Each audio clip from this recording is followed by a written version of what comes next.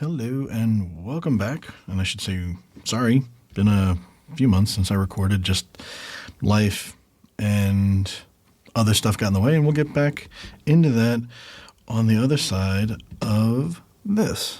Because the following podcast is scheduled for one fall. Ladies and gentlemen, weighing in at amazingly entertaining, I want to welcome to the ring the greatest, most technically sound podcast on the face of the planet. Ladies and gentlemen, it is time for Wrestling with Wi-Fi. Tuning in right now. Okay. Yep. Never gets old. So full disclosure, I actually just recorded the comeback episode half an hour ago, but I didn't like it. Had some discrepancies with it, and I am redoing this again. You know, that's the beauty of this. So I do apologize again. Haven't recorded since Wireless LAN Professionals in February. Been a combination of things. I traveled a bit for work. Been a little bit under the weather. I do have another podcast if you want to listen to me and Jim Palmer talk things about my work. Go find the Ruckcast. So yeah, been busy. Life's been busy. My kids are starting to look at colleges, so that's taking up a lot of time. And most of the time when I get around to having a good idea for an episode, I didn't have the time or the energy. Sometimes I'd be like, it's 10 o'clock at night. I want to record. Not really. And so some of them I'd been recording from my car, which was nice. I have a pod track for that. But I haven't been sitting in the car as much. And when I have, I've usually been working. So, that 30, 40 minutes to record just hasn't been as easy to find. And I apologize. So I will try to do better. But with that said, I will go ahead and get started with take two on this. So I had an experience at WLPC, and it made me kind of think, and I give credit to Jim for this one. Jim and I were talking, and he's like, this would make a good talk. And it's about speaking.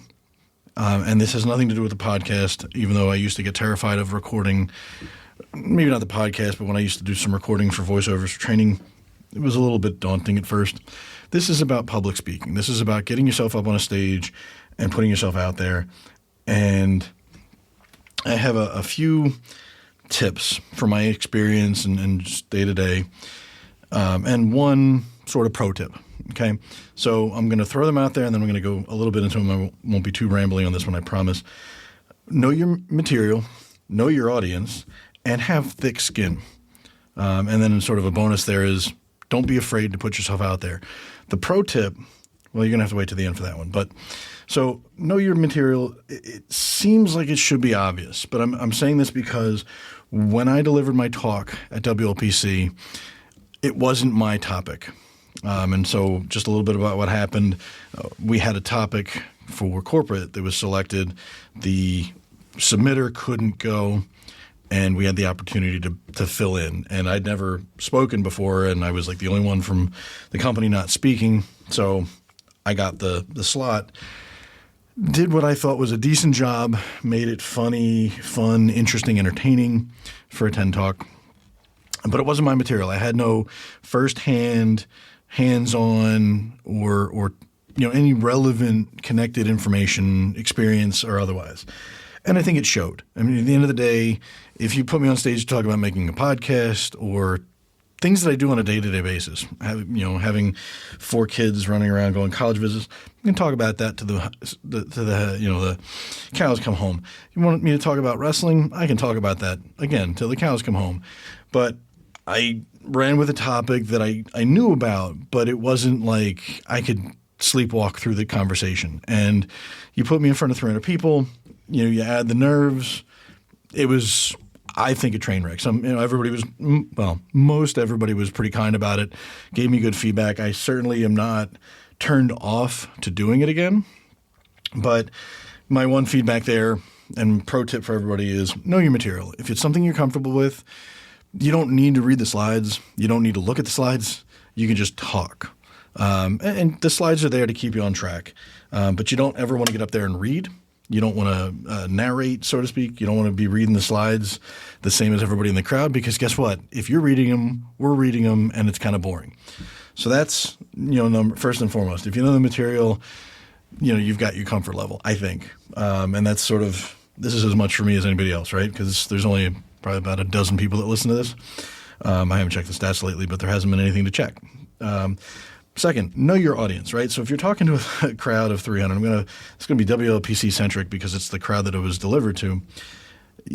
Everybody there, chances are, knows wireless really well or wants to learn it. And I don't know the percentages. It seems to be like 2/3 are veterans that have been there before. Probably, I don't know, we're getting to the point where it might be 1/3 of them are approaching or are CWNE. We didn't do a picture this year. Again, I always saw it when I didn't have my number and wanted to be part of it. And ever since I've had my number, there hasn't been a picture. So I'm a little bit disappointed. But anyways, I jest. But know the audience, right? So either if you're going to go really technical, you've got to be really accurately technical and be able to defend that position and present it in such a way that's not going to bore everybody to tears. Because let's be honest here, and I'm not telling anybody anything they shouldn't already know, but physics can be dry. If you've got a really good instructor, they'll make it interesting. They'll make it entertaining. And the same goes for the talk. Know the audience, know who you're delivering. If you're trying to, talk to like first year, never looked at physics before people, like high school class or something like that, you want to hook them in first. You want to make it easy enough to digest, but relevant and accurate. No falsehoods or anything like that, which is fair. But and it, again, goes to the knowing the material. You also don't want to be lecturing. You don't want to be reading. Throwing up a 5-slide PowerPoint deck where every slide is nothing but words and there's like 5 bullet points each slide and you're reading them, horrible. It's horrible. Especially in those audiences. Pictures say 1,000 words. That's not just a saying. It really isn't. You put up 5 slides, but it's, a diagram of the network or, just an example picture of a deployment, like a deployed AP or something like that. And it triggers you, cues you, not even triggers you, triggers that's a bad thing. It gives you your visual cue that this is what you're talking about next. Okay, I'm looking at a deployment in a stadium. Okay, I'm going to talk about this at that particular experience. That's all you need. They want to hear you talk. They don't want to read your notes. So know your audience and deliver to that. And the last one is have thick skin. And this is going to dovetail into the pro tip. But so here's the downside, right? Like when I was in high school, I'm 45. When I was in high school, there was no social media. When I was in college, there was no social media. Chat rooms were a thing and bulletin boards and whatnot, but it wasn't so easy. There was no instant gratification. You didn't get to have somebody sitting in your talk during your talk, trashing your talk. Didn't happen. There was not a recording that was easily accessible that the whole world could then go tear apart. But you can't look at that now and use that as a reason to not try, right? So I've been to 4 wireless LAN professional conferences. This is my 4th time, right? This is my first time talking.